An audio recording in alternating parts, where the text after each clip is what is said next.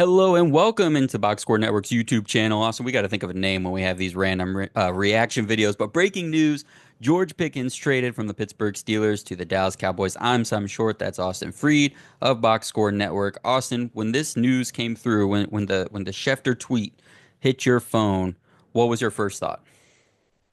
I immediately jumped to sort of Dak Prescott's finally got, it all makes sense. The Cowboys not drafting a receiver. I think everybody had them going receiver in the first or second round Hmm. of this draft, and they didn't go receiver at all. And they clearly, I think, had their eyes set on making a splash via trade. There are a few free agents still available, which I'm sure we'll talk about in a little bit, but um, not necessarily any of these big splashes like a George Pickens. I think his skill set pairs really well with CeeDee Lamb, who is still, don't get it twisted, is still the number one target in Yeah. that um, team, but he's not the X like George Pickens. There's a big difference that people get confused about the difference between an X receiver and like your number one receiver. They're Hmm. not the same. They're Right. two different. X is a position, and then number one is just like the pecking order of like sort of who is the guy, which is sometimes your X, sometimes it's not. So George Pickens is a boundary receiver. If you look at like a heat map of where he gets targets, it's down the boundaries, just like constantly down the boundaries. And then CD is the type of guy you want to get him the ball close to the line of scrimmage or over the middle of the field where he can make more happen after the catch because he has that ability. Versus George Pickens, you send him deep, you let him go try and moss dudes, make big plays at the point of the catch. So that's sort of his play style. That's a play style that they didn't have in Dallas, and they honestly haven't had since like Dez really was the last big boundary guy. I think they had a few guys who they tried to bring in and do that. Like a Jalen Tolbert is that style of a receiver, but just Yeah. not, he didn't pan out, unfortunately. Yeah. Amari, they did it a little bit with Amari Cooper, but he a different style doing it. Kind of was doing the same position as Mhm. the outside route runner type of player, but he's much more of the Devontae Adams ilk where he can get open from anywhere at that position, but yeah, not the big body jump ball nine route guy. Mhm. Exactly. So yeah, I really like this fit for Dallas. Obviously, if this is a win for them depends on two things. A, what version of George Pickens you get, and then B, how you move forward this long term. Because I think the implications are either he has a slight down year, doesn't perform well, and you're able to extend him for pretty cheap.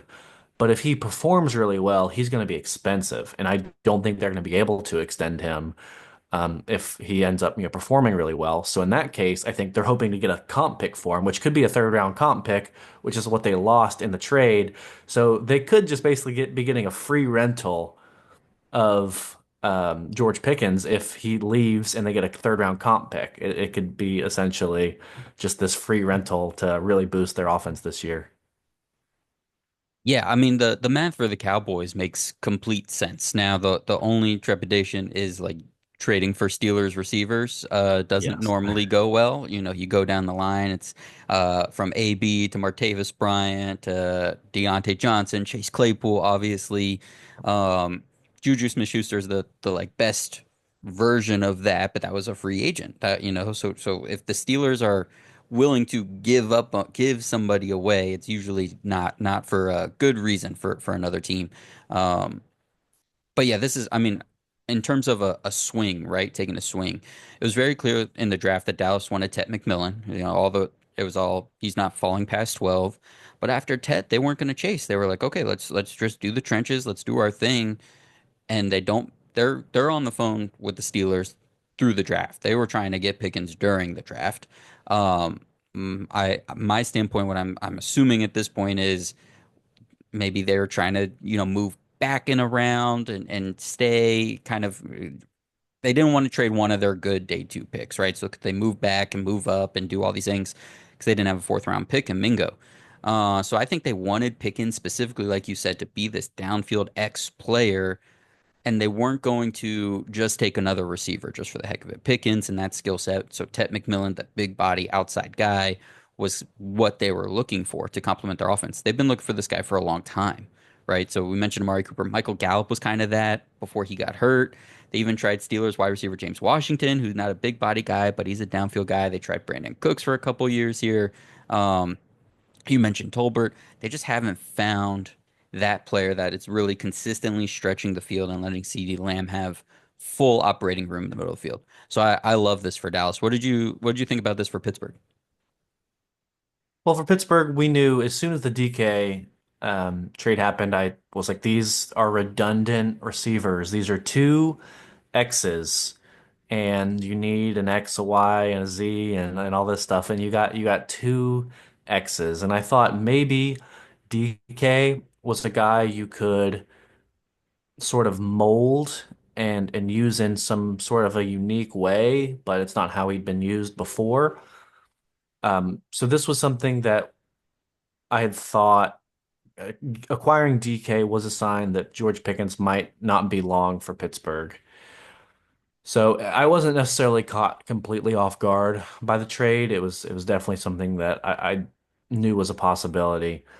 I think for whoever plays quarterback for the Steelers this year, I would have rather had two guys of the same play style who are both good receivers than have only one of them and then not get anything back for Right. him. Mhm. Right now, you're hoping that, Calvin Austin's going to slide in at your slot. You have the ghost of Robert Woods out there potentially.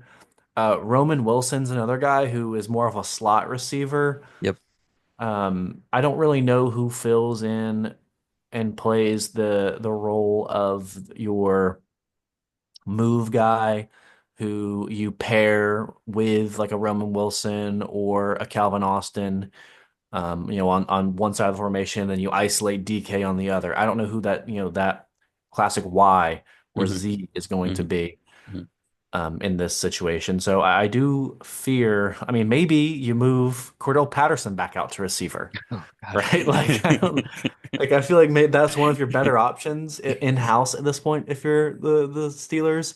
I do want to go over a list of some free agent receivers Yep. at some I've got point I've got some written here. down as well. Let's just But do yeah, that now. Let's just do that okay, now. sure. So we mentioned his name already. Actually, Amari Cooper is still a free Yep. agent.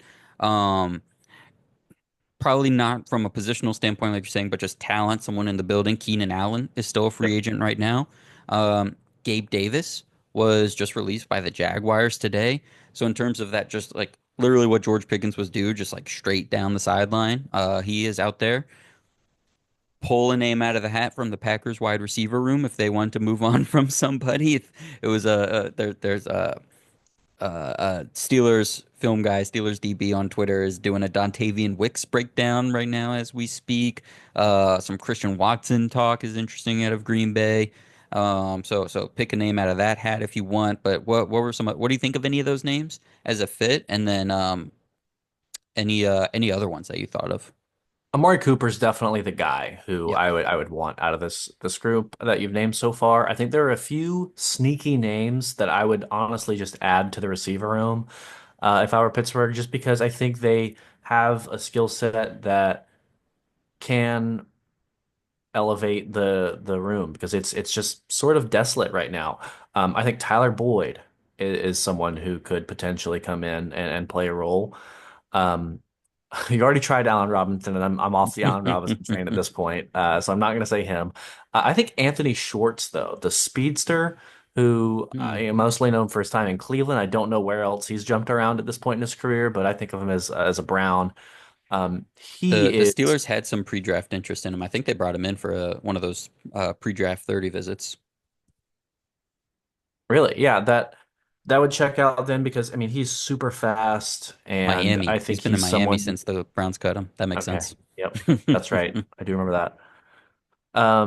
But yeah, I think he's another a name who just like has a skill set that could be utilized in this room, but it's really not a great looking free agent class at this point. I think other names, Chris Conley, Nelson Aguilar, Yeah. nothing really inspires me. So I would be looking heavily at trying to get Amari Cooper and then maybe fill out with a few other.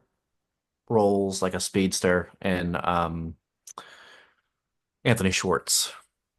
I like the Shorts one. You know, the other names you mentioned, it is just a repeat of last year, which is kind of where this is trending. They did the Van Jefferson, Scotty Miller, Mhm. who'd they bring? They brought in obviously Robert Woods this year, but last year there was two or three other guys. Oh, another former Eagle.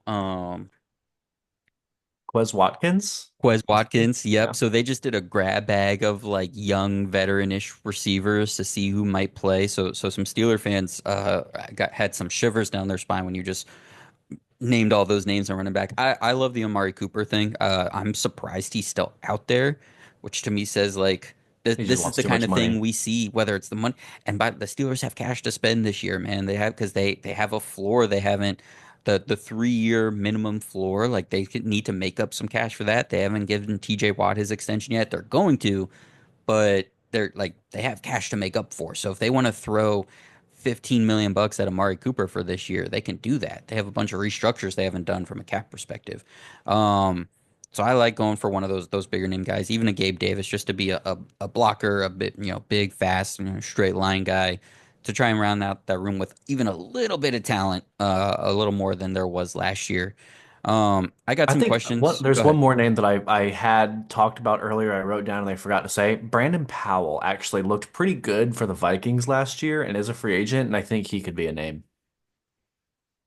Yeah, That's that just would. I watched a bit of him last year because he was a Viking, and you Um, could do worse. let's finish off thinking about what this means for the Steelers this year, and then we'll kind of project this with those draft picks here for next year.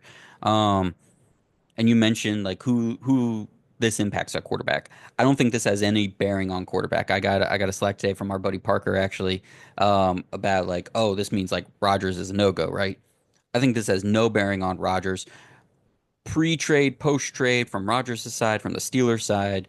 I don't think Rodgers is sitting there thinking I'm not going now because Pickens is gone, or I am going because Pickens is gone. I don't think the Steelers said let's trade Pickens because Rodgers said no, or because Rodgers said yeah. I think this was just about the Steelers and Pickens not wanting to. They knew they weren't going to extend him, and they wanted to trade him. They want to get value for these guys, and I think they wanted the right value. I think they wanted a day two pick and come hell or high water between April of this year and November of this year, whether it's the 25 draft or 26 draft, they were going to have a day two pick for Pickens, or they were just going to let it play out. Um, from a roster standpoint, yeah, I wanted to see what that looked like. I wanted that, you want complimentary, right? Mhm. But I wouldn't have mind mirrored looks of seeing what it was going to be. If it was going to be so boring as DK and Pickens, one is running a drag while the other is running a nine at the same, and just like those are the two things happening. And then Fryermuth and Calvin Austin, Roman Wilson are kind of working the middle. I would have taken that more than I, seeing what's going to happen. What happened last year happen again. I would have taken. It's not ideal. I would have taken uh-huh. it though. Like you, I'd still rather have that. What do I you think think about I would that? have ran like 22 personnel all the time. Exactly. Yeah. And just have, I mean, you drafted a running back early in Caleb Johnson. You've got Jalen Warren, who's already a really good pass catcher. And then you've got a big blocking tight end in Darnell Washington. And then you've got uh, Pat Fryermuth, Patty French fries. So I think you just line up in 22 Yep. and then And just put both of them on islands out there and just be like, one of you's probably going to win. yep.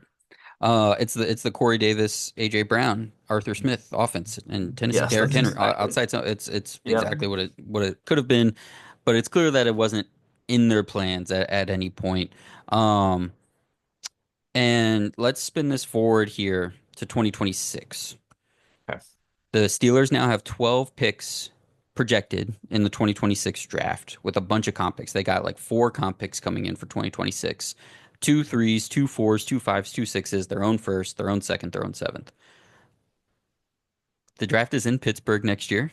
Yes, it is. This is as of this point, should be a strong quarterback class. I want to give a quick pushback to everyone that says, we always say next year is a good quarterback class. We didn't say that last year. I know people were having fun putting Carson Beck and Quinn Ewers and everybody in first round mocks in July and August last year. Even I knew going in before I was really doing the draft every week that this wasn't going to be a good quarterback class. This class, there's at least going to be options. You're not just going to be watching for one guy, hopefully, this whole time. There's going to be guys next year. So that's where we're at right now. So the Pittsburgh Steelers have 12 total picks. Now, I already saw the pushback of what do all those mid-round picks get you? All those mid-round picks get you what the Buffalo Bills did in 2018 with Josh Allen, which is you use those picks to trade up a little bit. And then you go from there to trade up a little bit more. And then you go from there to trade up a little bit more. So let's say they take those two threes and they trade for another second round pick.